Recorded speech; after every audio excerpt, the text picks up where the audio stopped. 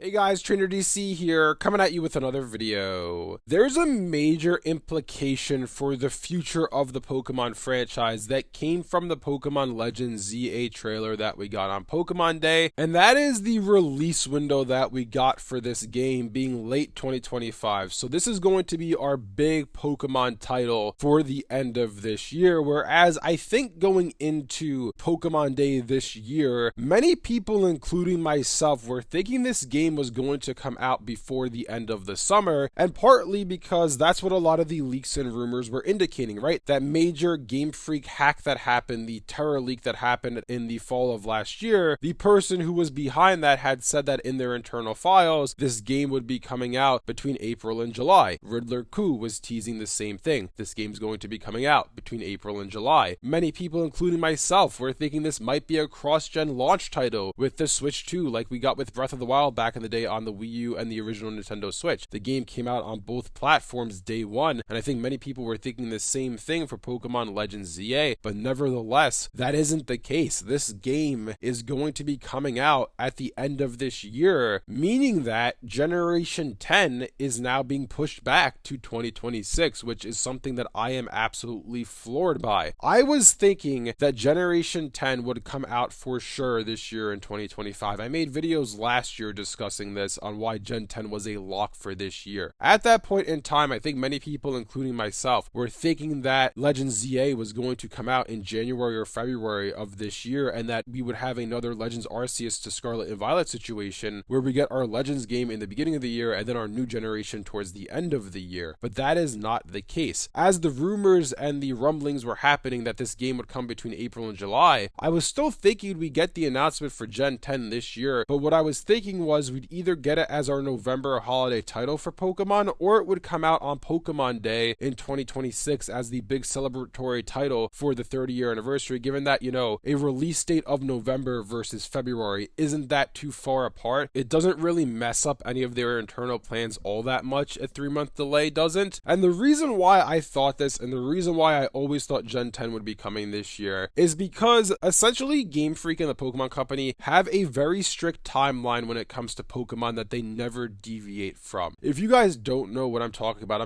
the new generation cycle that Game Freak always tends to follow. Or I should say the Pokemon Company, because it's really the Pokemon Company that is setting these deadlines that Game Freak has to follow. And that is that the generation cycle for Pokemon is every 3 years we get a new generation. This is something that has been consistent since the start of Generation 5. Gen 5 Black and White came out in 2010. X and Y Gen 6 came out in 2013. 2016 was Gen 7 Sun and Moon. 2019 was Gen 8 Sword and Shield, and 2022 was Scarlet and Violet, which is Gen 9, meaning that Gen 10 would be coming this fall, being 2025, because that is the 3-year cycle that the Pokemon Company always follows. And the reason why they follow this cycle so closely and never deviate from it is because the main series games affect the entirety of the franchise. And what I mean by this is the main series games are the engine that keeps the machine going. Essentially, when a new Pokemon generation is introduced, it's basically a flow of revenue that they cannot create otherwise. And what I mean by this is each new generation introduces a plethora of new Pokemon, which means we're going to get new plushies, which means we're going to get new training cards, which means we're going to get a new anime, we're going to get new figures, we're going to get all of that at the start of a new generation. And essentially what happens is during the 3-year span of that generation, as we progress through it, the sales start to dwindle out as the generation goes on. And the whole point of them making a new generation every 3 years is it's the only way to spike revenue up and essentially keep it as consistent as possible, because they don't want their revenue to plummet too far if they take too long to work on a new generation, which is essentially why we always see this 3-year cycle. Because what happens is the new anime starts, right? You have that run for about 2 or so years, 2.5 years before the next generation comes. The TCG starts with the new generation of cards, right? That again cycles through for a good 3 years. When they start to run out of things to implement into the TCG, they introduce the next generation of the TCG following the next generation of games. Same thing with the Video Game Championship Series, the VGC. VGC follows a 3-year cycle where they introduce, you know, the legendaries, I believe, in year 3 to the meta, so that the next generation begins the following year because they're running out of stuff to implement. It always relies on this 3-year cycle, but this time around with Generation 10, it looks like they're breaking that cycle, and it's going to be a 4-year cycle for Gen 10, which this is not completely unheard of. They have done this before. Ruby and Sapphire Sapphire came out in 2002 in Japan, Diamond and Pearl came out in 2006, and Black and White came out in 2010. They did have 4-year cycles back then, but modern Pokemon has never done this. They have been doing a 3-year cycle for the past 15 years. This is the first time they are breaking it since Generation 5 was introduced all the way back in 2010. Honestly, I am very surprised because this is a cycle that I never thought they would break. I know a lot of the fan base is very happy to see that Generation 10 is not coming this year because it means Game Freak can spend more time developing the games. I've even seen some people say that Gen 10 is not coming next year because, oh, how are they going to release a major release like Generation 10 a year after they're releasing a major release in Legends ZA? It's just not possible. And the thing that people fail to realize with Game Freak, they don't have one development team. They have a multitude of development teams that are working on games at the same time. In particular, Game Freak has 2 major development teams, Team A and Team B. Team A is working on your new generation, while Team B is working on your side games like your Legends games or your Let's Go Pikachu's and Eevees of the world, games like that, your remakes back in the day or your third version games. That's what Team B is working on. They also have another smaller team that works on DLC and stuff like that, which that team obviously worked on the Sword and Shield DLC, the Scarlet and Violet DLC. So they have a multitude of teams working on different projects at the same time, so it's not like Generation 10 hasn't been being developed alongside Legends ZA. I'm sure both games probably entered development around the same time, so it's not like, oh, because ZA is coming out this year, that means Game Freak can't release Gen 10 for another 2 to 3 years. That's not how that works, but I am surprised that Gen 10 is most likely getting announced on Pokemon Day next year in 2026, and we're not going to see it until the end of next year, being 2026, most likely around the November time period, which means that the Pokemon Company is back to the 4-year cycle for generations, at least for now. Maybe they find a way in the future, since Pokemon Works is this new studio they founded with Ilka. They might find a way to go back to the 3-year cycle, but for now, for Gen 10 at least, we are going to see a 4-year cycle, and we'll see if this is the new trend going forward, or if this is just a one-time thing because of whatever happened, because Legends ZA was supposed to come out last year. It's been well known, it's been well reported on that Legends ZA was supposed to initially be released in 2024, but for whatever reason that game got delayed to this year being 2025. So maybe Gen 10 was initially meant for this year as well, but something happened behind the scenes that they not only had to delay Pokemon Legends ZA, but they also had to delay Generation 10, because Game Freak and the Pokemon Company, they're really not one to delay games, as we all know with the issues that Scarlet and Violet had on the Switch and the issues that Pokemon titles in general have had over the past few years. They are not going to delay a game to work on the quality of said title. They will release it as is to stick to their 3-year cycle, and this is the first time that they're breaking it since 2010, which again is shocking to me to be seeing, and we'll see if that means a higher quality,